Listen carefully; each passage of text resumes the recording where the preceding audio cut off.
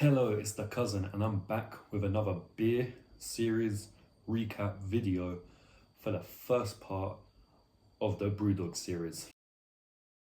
I get a kick out of brew. It feels like a while since I did one of these. I think series 4, I didn't get to do a recap video, and I got rid of all the bottles, so yeah. But anyway, this has been the first part of the BREWDOG series. It will probably be split into 3 parts, and I usually do about 5 to 6 beers, or in this case 7. And I've done 7 BREWDOG beers, and yeah, after reviewing them, I'm going to do an overall recap, overall review on these 7 pretty crazy beers. I mean, looking at the ratings, I've got a little piece of paper with the scores because there's a lot to remember. This was a pretty good series. I think the lowest scoring one was a 3, this one here, the blood orange one, and the highest scoring one was the arcade made here. So I've got them in order of how I drank them, starting from the Punk IPA here all the way down to the Punk AF alcohol free one on this side. So we started with the Punk IPA, moved on to the blood orange, then we had the Candy Kittens Eton Mess NE IPA, then the Speedbird OG, the arcade made, the Black Heart Stout, and then the Punk AF alcohol free. So I think I chose a good order to review them in. I think I wanted to save this one till last because it was one of the ones I was most excited about, the arcade made one and the stout as well. I think these 2 here, those were the ones I was most excited for, and maybe a little bit, maybe this pink one, maybe the blood orange one. Yeah, the blood orange one as well. And most of them didn't disappoint. Let's start with the Punk IPA. So that got a 3 on design and a 5 on taste, because I was really sort of shocked at how good it was, considering I remember not liking Punk IPA, and its overall was a 4.5. So overall, the score that counts is the overall one. So this got a 4.5 overall, and it's a good beer. I recommend it.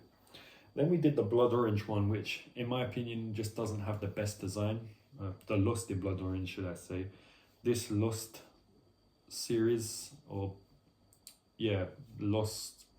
series of BREWDOG drinks, I don't think they've got the best design, so I gave it a 2, but its taste was, well, it tasted like blood orange San Pellegrino, which is what I compared it to, and I do like that, so that got a 4 on taste. So we've gone from a 5 on taste to 4, and a 3 on design to 2, which was a downgrade, but this is still good. So I got a 3 overall, which is a good average rating, I guess.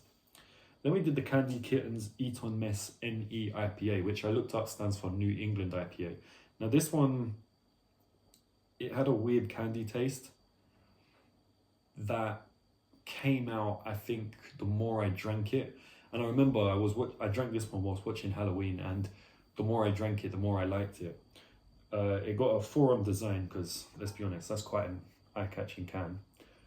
And it got a 3 on taste, but I think I was being a bit harsh on that. I could change my rating on this to 3.5 for the taste, and its overall was 3.5, but I think maybe I would stay with that. Yeah. Then we did the Speedbird OG, which got a design on 5. I really overlooked this beer. If you look at that is such a nice design. This one was done in collaboration with British Airways, and I remember this one had a really refreshing taste, but I don't know why the taste got a 3, but it did, and its overall rating was a 4. But this is one I definitely recommend, the Speedbird OG one. Then we moved on to the one I was most excited for, and the one that turned out to be my favorite beer this whole series, and that is the BREWDOG arcade made double dry hopped D IPA. Now design alone, it got 5-star, and I knew as soon as I saw this can, it would be a 5-star, the highest rating I could give a can of beer. I knew this was going to get that. I mean, just look at that. This one, I did not realize how strong it was. I mean, the Candy Kittens one was 6%, and I thought, fucking hell. But this was 8%, and I have to admit, when you drink it, it does have quite an overbearing taste. And initially, I did give it a 4 on taste. No, I gave it a 4.5 and an overall rating of 5. But I changed its taste to 5 and its overall rating to 5-star, just like it got on design. Because honestly, it's an amazing taste. I mean, sometimes when a beer's that high in alcohol volume, it actually doesn't taste as nice, I think. Sometimes it just tastes too strong. But that has a really nice taste once you get past the barrier. So this is a 5-star beer, the Arcade made, and the best beer on the whole series without a doubt. Then we got to the Black Heart Drought Stout. What I don't get about this is these 2 cans here, and no, these 3 cans here are all 440, whereas these 3 are 330. I don't understand how this is 440 when it's the same width and height, but who knows. This one I remember tasted like a, oh wait, design. I gave this design a 4 because that is a pretty cool looking can. Simple but cool, simple but effective. And I gave its taste a 5 because for a stout that was actually really good. I was expecting to be kind of disappointed by it, maybe a little bit, but I wasn't. So that got a 5, and its overall rating was a 4.5, making it tied with this one for 2nd place. And then last, and I just recorded the video of this, the Punk as Fuck, which got a 4 on design but a 3 on taste and 3.5 overall. If you watch the video again, I actually originally gave its taste a 4 and its overall a 4, but the more I drank it, the more I thought, So I went back and I made a little clip of me saying 3 and 3.5 and just edited it into the video because I didn't want to change it outside of the video. I wanted its official rating to be design 4, taste 3, overall 3.5.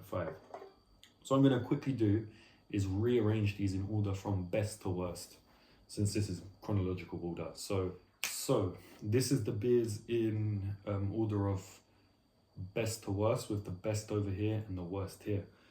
Putting them in this order, I'm actually kind of surprised. The Blood Orange actually got the lowest with a 3, and this was a nice beer. I think looking back on it, maybe I would swap them around like this. Maybe even, but then again, this did get a higher taste than both these 2, but the ratings are the ratings and can't change that. I think its design really dragged it down. So I think we got 1 5-star, 3 4.5s.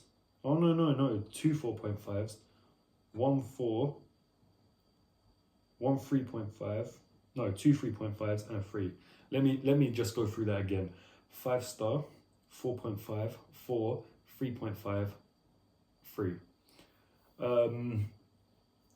I think overall that's pretty good for a series to get at least 1 5. Actually, 5-star, should I say. The 2 4.5 ones were really nice beers. This is a good beer. Like, this is I think where my hand is here, these ones I would definitely recommend. 100% would recommend this, but for people who can handle stronger beer. This one, if you like stout, and in these 2, I would just universally recommend. These 3, however, the lower end of the selection we got here, it depends. To be honest, this should probably be higher, but I think its design dragged it down, which design shouldn't be the most important thing. If you like Blood Orange, I would recommend this. This one's a bit hit and miss. feel like you'll either love it or hate it. I mean, if you like alcohol-free beer, go for it. So I think all in all of these have actually been pretty good beers. It's definitely been a unique series. I mean, that is a once in a lifetime beer. Arcade made. There's nothing I can compare to that. That's a bit like a Guinness. This is just nice, really nice. That was also nice. This was a bit strange, but if you like it, you could really like it. An alcohol-free beer, because why not? And then Blood Orange. I'd say this has actually been quite a nice set of beers. I know J. Ashley Spencer, he told me that some were like really nice and some were really bad. I don't think we got any that were really bad in this. Some of them were a bit strange. I think these ones over here, were a bit strange. But these ones were really nice beers. I think these two are just a bit of an acquired taste. And I think the same can go for this one and this one. They're very unique, funky, colourful beers, but it's been a good series. So this has been The Cousin, and I'll see you next time with the next set of BrewDog beers.